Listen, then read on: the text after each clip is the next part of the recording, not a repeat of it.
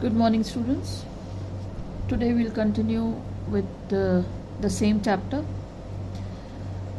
Before continuing, I would like to remind you of a bit of the previous chapter, of the previous lesson, what had happened. We had come to know that Ebright had developed the habit of collecting. His mother, she played an important role. He started tagging the butterflies after his mother, she had given him a book. And then after that, it became very tedious, so he stopped doing it. Now we'll continue further. Then in the 7th grade, he got a hint of what real science is when he entered a county science fair. So when he entered a science fair, that is a fete of science, there he got a hint of actually what real science is. And he lost. He participated and he lost. It was really a sad feeling to sit there and not get anything while everybody else had won something. Now, the thing is that if you have a competitive spirit, then you feel very bad. If you've been winning for continuously one after the other things in your life, and then suddenly you participate and you get nothing in return, then you really get very depressed. So this is actually what happened, that he did not get anything, whereas everybody else had won something. Ebright said, now this shows his determination. Ebright said his entry was slides of frog tissues which he showed under a microscope. He realized the winners had tried to do real experiments, not simply make a neat display. What he had done, he had made slides of frog tissues and he had displayed it very neatly to show them under a microscope. Whereas the winners, they had done real experiments, not just a display.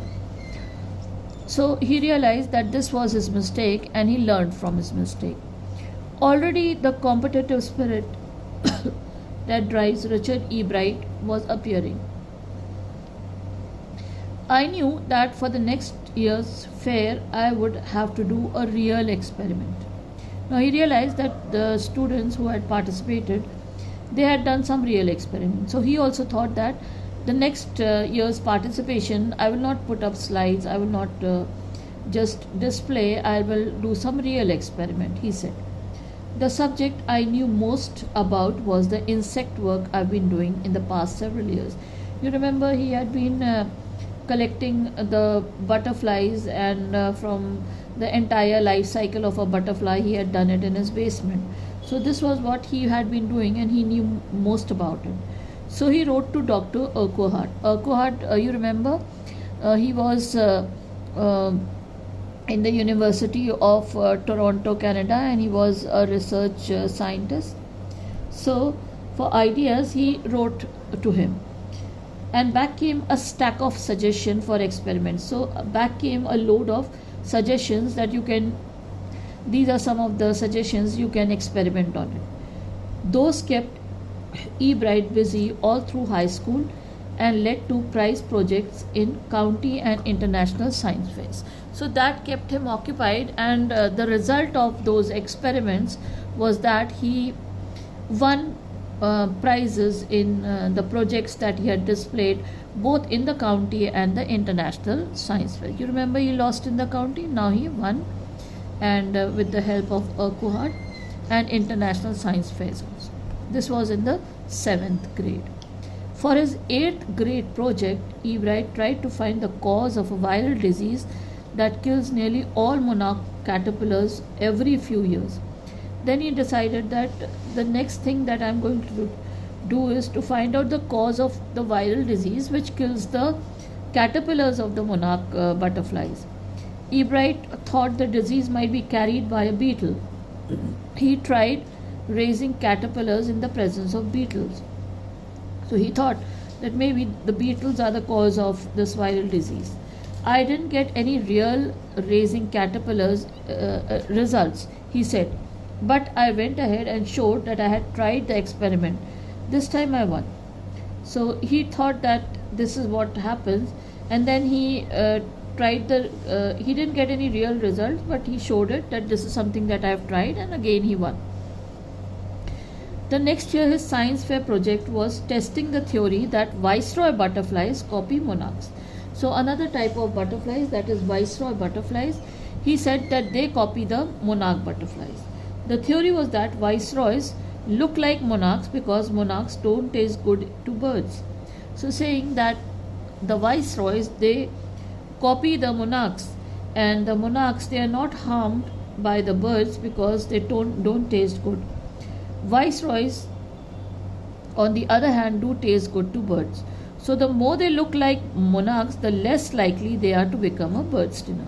So to escape being the prey of birds, they started copying the monarchs, that is the viceroy butterfly. Ebright's project was to see whether in fact birds would eat monarchs. He found that a starling is a bird, would not eat ordinary bird food. It would eat all the monarchs it could get. Ebright said later research by other people showed that viceroys probably do copy the monarch. So this was again said that yes, the viceroys, they do copy the monarchs. This project was placed first in the zoology division and the third overall in the county science fair. So this project of his about the viceroys copying the monarchs, it was right, and so it won the prizes. In his second year in high school, Richard E. Bright began the research that led to his discovery of an unknown insect hormone. Indirectly, it also led to his new theory on the life of cells. So another thing, that in his second year in high school, he did something else. He began a research that showed that an unknown insect hormone, it indirectly the discovery of an unknown insect hormone, and secondarily it also led, first of all he discovered the unknown insect hormone. It was not discovered earlier, and then the secondary thing about it was that a new theory on the life of cells. The question he tried to answer was simple. What is the purpose of the 12 tiny gold spots on a monarch pupa? So on a monarch pupa there were tiny gold spots. So this was the question that he raised up now, that what is the purpose of these 12 tiny gold spots on the monarch pupa? Everyone assumed the spots were just ornamental. Now everybody thought that it's just a decorative thing on the pupa. Ebright said, but Dr. Urquhart didn't believe it. To find the answer, Ebright and another excellent science student first had to build a device that showed that the spots were producing a hormone necessary for the butterfly's full development. So over here, discovery of an unknown insect hormone, and that was in the pupa, and that was in the golden spots. That was what their theory was. This project won Ebright's first place in the county fair and entry into the International Science and Engineering Fair. So this was something that was not discovered earlier, and he discovered that unknown hormone, the golden spots on the monarch pupa, which people thought were ornamental, but actually they were not. And so it placed him in the first place in the county fair, and it also gave him an entry into the International Science and Engineering Fair. There he won third place for zoology. In the International Science and Engineering Fair, he won the third place for zoology. He also got a chance to work during the summer at the entomology laboratory of the Walter Reed Army Institute of Research, a prestigious research institute and a laboratory for the study of insects. He got to work over there during the summer holidays. So he also got a chance to work because of his project, because of his discovery. As a high school junior, Richard Ebright continued his advanced experiment on the monarch pupa. That year his project won first place at the International Science Fair, and gave him another chance to work in the army laboratory during the summer. So next year also, this time he won the first prize, his research on the monarch pupa, and he got an opportunity to work in the army laboratory during the summer in the entomology laboratory. In his senior year, he went a step further. He grew cells from a monarch's wing in a culture and showed that the cells would divide and develop into normal butterfly wings scales only if they are fed the hormone from the gold spots. So this was again a discovery, that he grew cells from the monarch's wing in a culture and showed that the cells would divide and develop into normal butterfly wing scales only if they were fed with the hormone from the gold spots. That project won first place for zoology at the international fair. He spent the summer after graduation doing further work at the Army Laboratory and at the laboratory of the US Department for Agriculture. So in the prestigious laboratories, he got an opportunity to work. The following summer, after his freshman year at Harvard University, Ebright went back to the laboratory of the Department of Agriculture and did more work on the hormone from the gold spots. Using the laboratory's sophisticated instruments, he was able to identify the hormone's chemical structure. Now again he got an opportunity to work, this time when he was at the Harvard University. At the Department of Agriculture, he was allowed to work and he did more work on the hormone of the gold spots, and this time with the sophisticated instruments, and he was able to identify the hormone's chemical structure. So this was again something that he did. A year and a half later, during his junior years, Ebright got the idea for his new theory about cell life. It came while he was looking at X-ray photos of the chemical structure of a hormone. So again, when this time he was looking at the chemical structure of a hormone, another theory evolved in his mind, and that was about his theory about cell life.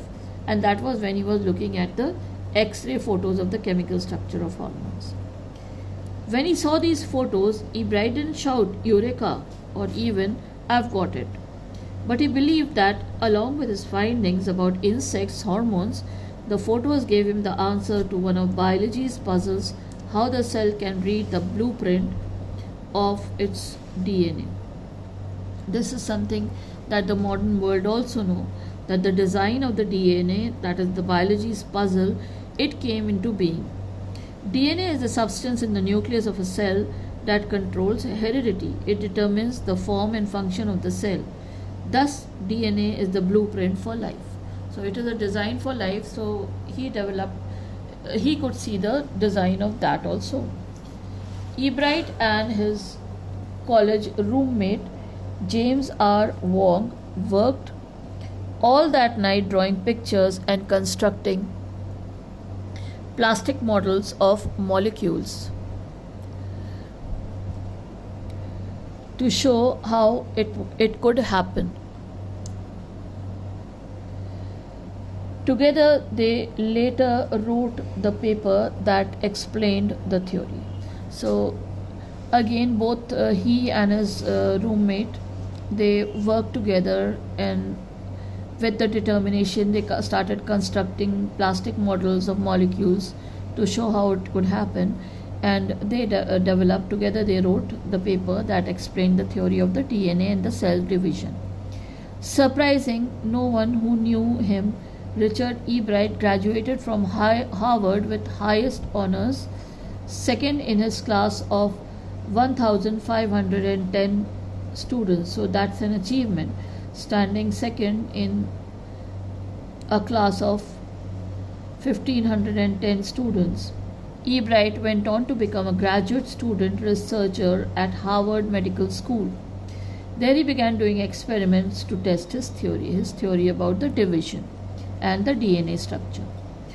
If the theory proves correct, it will be a big step towards understanding the processes of life. It might also lead to new ideas for preventing some types of cancer and other diseases. So this theory, if it worked, it would lead to the cure of cancer and other diseases and the prevention. All of this is possible because of Ebright's scientific curiosity. So, because it all was because of his inquisitiveness. His high school research into the purpose of the spots of the monarch pupa eventually led him to his theory about cell life. So, initially about how he lost in the county fair, how he had developed interest in the butterflies, how he had observed the gold spots on the pupa, and slowly and gradually his curiosity it led to him becoming a good scientist. Richard Ebright has been interested in science since he first began collecting butterflies. We all know that now. But not so deeply that he hasn't time for other interests. So, beside this, he was an all rounder also, and he had other interests too. He also became a champion debater and public speaker and a good canoeist. He was a good orator, a debater, and a person who rows the canoe, and all around outdoor person. He's also an expert photographer, particularly of nature and scientific exhibits. So, a good photographer also of nature and the public display of scientific. In high school, Richard Ebright was a straight A student. In high school, a straight A student, a first class student, because learning was easy. You remember how his mother used to make him learn? He turned a lot of his energy towards the debating and model United Nations clubs. He also found someone to admire, Richard A. Weyherer, his social studies teacher and advisor to both clubs. So there was another teacher who motivated him, and that was Richard A. Weyherer, his social studies teacher. Mr. Weyherer was a perfect person for me then. He opened my mind to new ideas, Ebright said. So, a good teacher can be a good motivator also. Richard would always give that extra effort, Mr. Weyherer said.